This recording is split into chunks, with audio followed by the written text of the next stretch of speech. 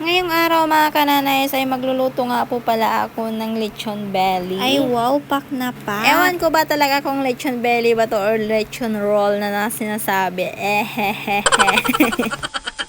Bali, binabad ko na nga po dito sa tubig mga kananays para malis po ang kanyang yelo. Simula po kasi binili ko po ito sa mga seller dito sa amin mga kananays ay dinarek ko na po doon sa freezer. At ngayon pa nga lang po namin iluluto. Kaya itong anak ko mga kananays, inutusan ko na nga po siyang maggatong dito sa mga uling namin. At aba, tignan nyo naman po itong anak ko, hindi siya marunong magsindi ng posporo. Kaya tinulungan ko na nga lang po siya maggatong dito sa aming kalan. Pero siya ay naa po, sinalsalak na sinalsalan iti karton dahi dalikan mitap no mabiit nga agdarang day kay ugi. Nung kinuha ko nga sa loob yung aking ililechon mga kananays ay nakita ko itong anak ko na naglalaro dito sa harapan ng kalan namin. Uy, ita man aguyaw itan ibaga naman kat kalalati dahi pagtuntunuan mi kada nakarugrugit ay naapo iti judgmental nga tattao. Ay charot. For your information with feelings and emotion. Bago naman po namin ginamit ang aming pag-ihawan mga kananays ay talaga namang kinuskusan po namin yan ng steel wool. Pero hindi po talaga naalis ng kanyang kulay na parang aglalat nga ko na iti pinagkita dagay perfect na tattao. Basta nga talaga iti kulay na dayta pagtunuan minta na bayag may matan nga usarenen dahil nga po mahilig po kami sa ihaw-ihaw. At tignan niyo naman pong itong iniihaw ko mga kananays ay sobrang bango. Itong anak ko naman mga kananays ay nandito siya sa may bintana namin. Pinapanood nga po pala niya kami habang nag-iihaw kami ng aming ulam. At itong panganay ko naman mga kananays wala nang magawa or wala nang ginagawa kaya ito nagbangbangad man. Nilalabhan niya dyan yung kanyang wallet dahil nga po ilang araw nang nababad sa ulan. At syempre ito namang bunso ko, agoy pasilip-silip siya sa pintuan.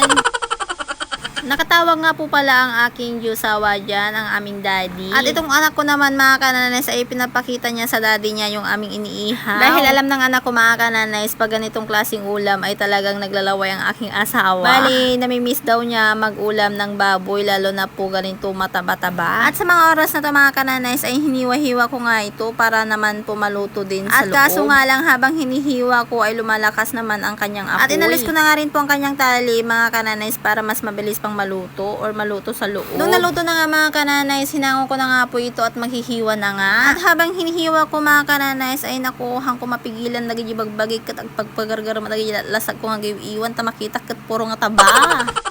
Pagkatapos ko na nga pong maghiwa mga kananays, kaya ito na nga po lahat. Hindi ko alam kung matatawag ko bang lechon ito kasi nga po sobrang taba. Bale, ang sausawan na nga namin mga kananays ay Mang Tomas at hindi po ako pwede sa maasim ngayon. Kumuha na nga ako ng isang peraso mga kananays para tikman kung masarap. Isinausaw ko nga sa Mang Tomas mga kananays, tsaka naman po ako kumuha ng kanin. Samahan niyo po kaming kumain ngayong araw mga kananays at kumuha na rin po kayo ng inyong pagkain. At itong anak ko naman mga kananays, bali isang piraso na nga lang ang kanyang kinuha. Bali nagbukas na nga rin po ako dyan ng CDO na sausage para sa aking anak mga kananays dahil nga po mataba nga po yung aming ulam. At kung iniisip nyo mga kananays na naubos po namin yung ulam ay no. 3 piraso nga lang po ang aking naulam mga kananays ay hindi na po yun naulit. At bago na naman po matapos ang aking video mga kananays, don't forget to subscribe my YouTube channel and don't forget to share and like. Thank you for watching!